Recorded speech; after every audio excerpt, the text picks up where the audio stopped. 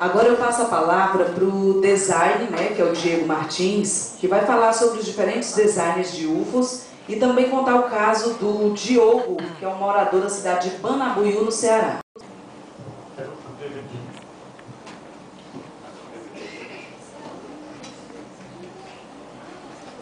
Então, boa noite a todos. Boa noite. Meu nome é Diego Martins e estou no grupo aqui na equipe com o professor há mais ou menos uns 10 anos. E a minha ideia, o meu trabalho que eu ofereci para o grupo AUIB foi a parte gráfica, né? A área de desenho. Ou seja, o meu trabalho simplesmente é retratar uma figura ou um objeto, caso não haja nenhum material, nada físico, né? Como uma filmagem, como uma foto, algo que se possa observar. Então, nesse momento, entra meu trabalho, que é tentar retratar, como uma espécie de retrato falado, como a polícia faz, que é simplesmente esboçar ou fazer uma caricatura de um objeto em questão ou uma entidade, né? Então, vamos só esperar aqui as filmagens começarem para mostrar mais ou menos como é que eu trabalho. Então, juntamente, eu, professor, como major, então a gente tem viajado uma boa parte do Brasil, colhendo informações, materiais verídicos entregues das próprias pessoas em nossas mãos. São materiais realmente fortes. Muitos deles, até em parte, não tem nenhuma explicação muito lógica, porque chega realmente a fugir da nossa ideia, né? Do que podemos chamar de realidade. Mas a gente faz o possível para tentar trazer a vocês mais ou menos uma explicação baseada no que a gente tem constado dentro da ufologia, né? Pronto, então... Pronto. Então aqui é o caso do Diogo, né? Que a gente fez mais ou menos uma pesquisa em 2006. Eu, como professor, assim na época também como major, estávamos fazendo um trabalho constante no Paulo Oliveira. E nosso trabalho simplesmente era colher esse material e apresentar ao público, né? E numa dessas vezes a gente recebeu uma ligação, uma pessoa de Banabuiú, falando sobre umas luzes que estavam aparecendo na região e um rapaz que tinha sido atacado por ela, né? O braço dele foi queimado. Aí, se puder passar a imagem. Que no caso o nome do rapaz é Diogo, né?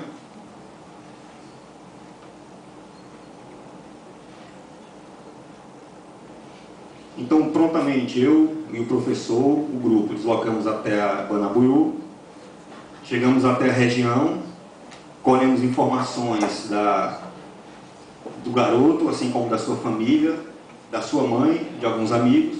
Cara, o computador não sabe passar, não.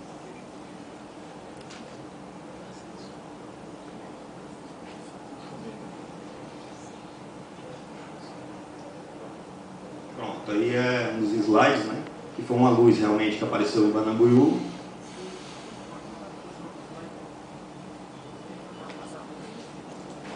Passa logo para o filme, né?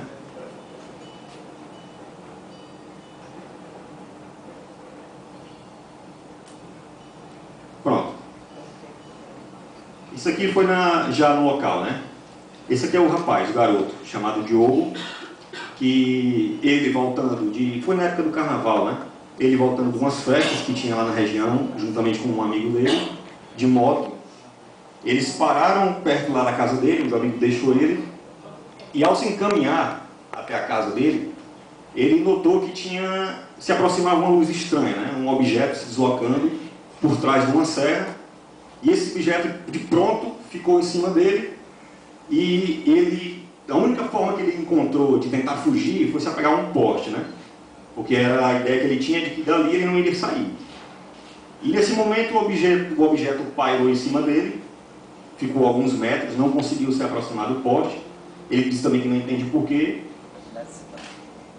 E nesse momento que o objeto se aproxima, ele abre uma porta na parte de baixo do objeto, uma espécie de porteira, e solta uma luz que queima o braço dele, né? Ele vai mostrar. Pronto. Aí ele contando mais ou menos se tivesse o áudio para a gente...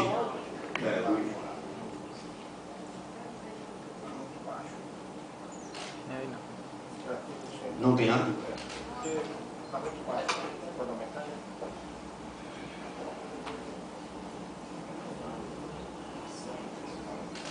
O que é pronto?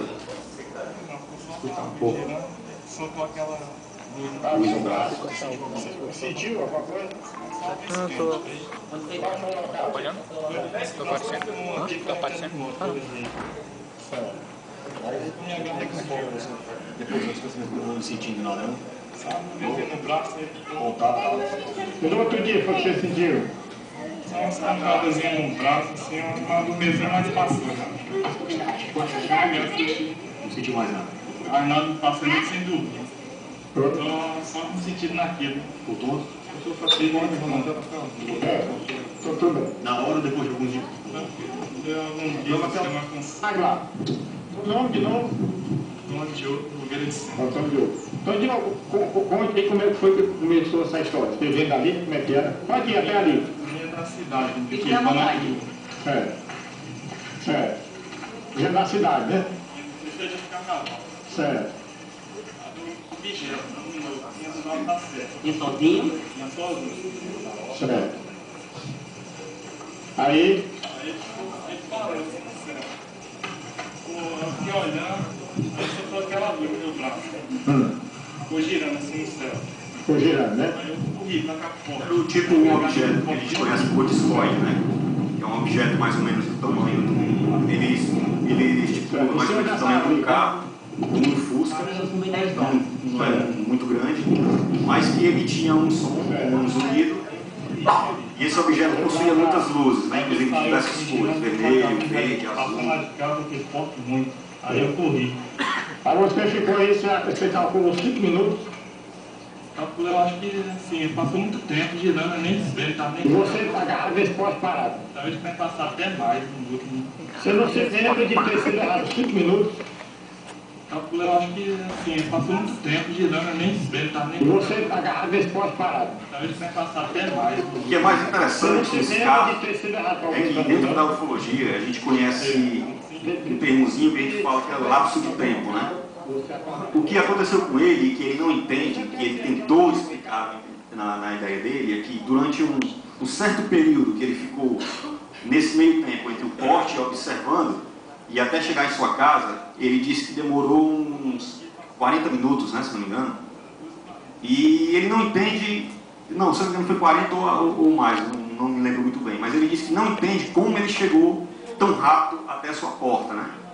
E dentro da ufologia, baseado em hipnose, a gente tem puxado certas informações que ficam aquela lacuna, né? A pessoa não consegue entender o que foi que aconteceu durante aquele período de tempo, né? É como se você pegasse uma fruta e cortasse as laterais e tirasse o meio, né? Aí o que ocorre? A pessoa, durante a hipnose, que é no caso o professor que faz, ele puxa e tenta preencher, né? Tentamos fazer hipnose com ele, mas não foi possível, porque no dia tinha muita gente, os familiares ficaram nervosos, não entendiam, então isso atrapalhou um pouco. Mas aí é o que ele conta, né? O que ele viu durante o momento foi o objeto, ele faz o desenho perfeito. O metal, né? O objeto metálico. Tinha um negócio aqui por baixo que se abria assim. Era porta, quadrado, Era redondo. assim, tipo quadrado assim. Isso aí seria a parte de baixo, Aqui daí é onde essas partes dentadas abrem e sai uma luz, um faixa de luz, cilíndrico, né? Você pode esticar um É tipo uma base. Assim, foi só tipo uma luzinha de nada que saiu aqui pelo teu braço. Só uma luzinha assim, tipo uma antena.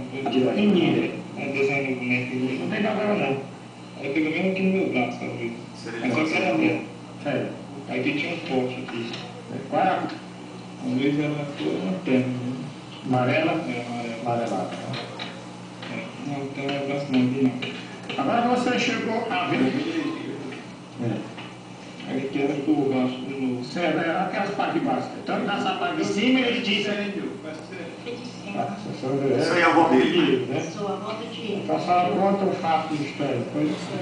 Então eu tinha ido para casa da minha tia, pegar lá um cascapaz de feira, a gente foi pegar uma mala. Aí quando nós íamos voltando, aí nós olhamos para cima, a gente viu uma assim, do formato de uma bacia grande de alumínio, sabe? Voando assim. E então, quando ela vinha se aproximando para descer, para onde nós estávamos.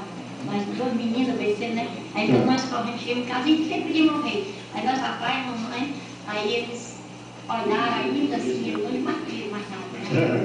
Foi não. Aí foi um momento que eu estava sentado com o Diogo, tentando reproduzir mais ou menos o objeto que ele tinha visto, né?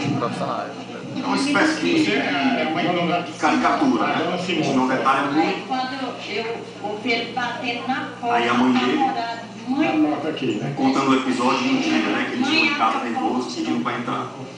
Mãe, abre a porta, lixeiro, mãe, abre essa porta e vem um disco aqui, vai me pegar. Aí eu mais rápido abri estranquei a porta, aí ele entrou, apavorado mesmo, com medo. Aí eu sei que ele ficou e à noite ele pronto. Ele foi pro banheiro, fez se deitar. Quando foi bem cedo, ele acordou. Aí ele disse, mãe, eu tenho que avisar, fazer um alerta. Pausa aí, por favor. População de Manaus. Uma das coisas que mais intrigou o Diogo foi porque, e a gente também, uma das coisas que eu nunca tinha visto até agora foi, eu não sei se foi devido à intensidade da luz do objeto, mas ele durante aquele período, até ele melhorar também da queimadura que ficou no braço dele, não era totalmente uma queimadura, era uma espécie de ardência, e durante o dia e durante uma boa parte da noite ele usava óculos escuros, porque ele não conseguia enxergar durante esse período do ataque, né, em aspas, porque a gente acredita que a luz, devido ser intensa, pode ter afetado, ou então realmente deveria ter ficado debaixo do campo, né, que a gente encara como algo, como é que se diz, magnético, alguma coisa que tem afetado a visão dele, né.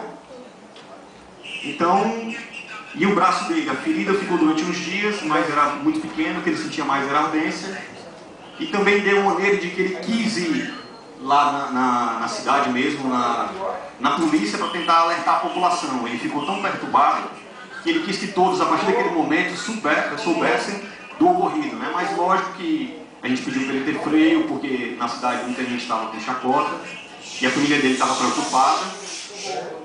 Mas na outra noite, em seguida, ele não conseguiu dormir. Certo. Ele sonhou alguma coisa, tem para um pesadelo? Não, ele ficou com, assim, amedrontado, ficou com nervoso. Nervosismo. Assim, amedrontado, ficou com nervoso. Nervosismo. Não chorava. Certo. Aí só que não conseguia dormir, eu tive que levar ele no hospital, ele não teve que tomar uma injeção de diazepam. Certo. E os olhos dele ficou assim, não podia dormir, né? A situação foi tão séria que ele não conseguia suportar um olhar mais torto de alguém, porque ele ficou tão perturbado com o que aconteceu, que quem olhasse ou falasse alguma coisa, ele já ficava meio que reticente ou tão agressivo, né? Isso aí que ela conta realmente foi bem interessante. Esse foi o rapaz que ligou pra gente, né? E essa entrevista a gente conseguiu porque ele era amigo do Diogo, e a partir disso a gente teve credibilidade. Isso é uma senhora que no dia que o Diogo, junto com um amigo, estava se aproximando para voltar das festas onde aconteceu a luz, ela também estava esperando os dois filhos dela. E foi nesse momento que ela ficou na espreita, observando se os filhos se aproximavam, quando ela viu o acontecido, né? No caso, a luz se aproximando, focando em cima do Diogo e queimando o braço dele, né? Isso ela conta perfeito. E quando ele pegou o braço do rapaz, ele puxou assim.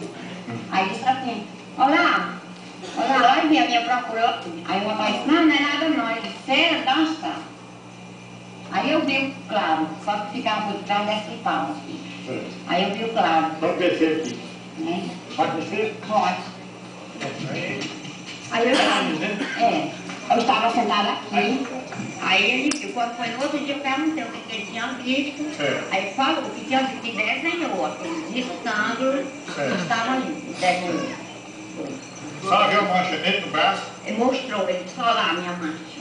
É pequena grande. Ficou assim, levando na mancha. A manchinha assim como se fosse queimada. É. Mas logo apagou, né? Ele está tendo, mas logo apagou.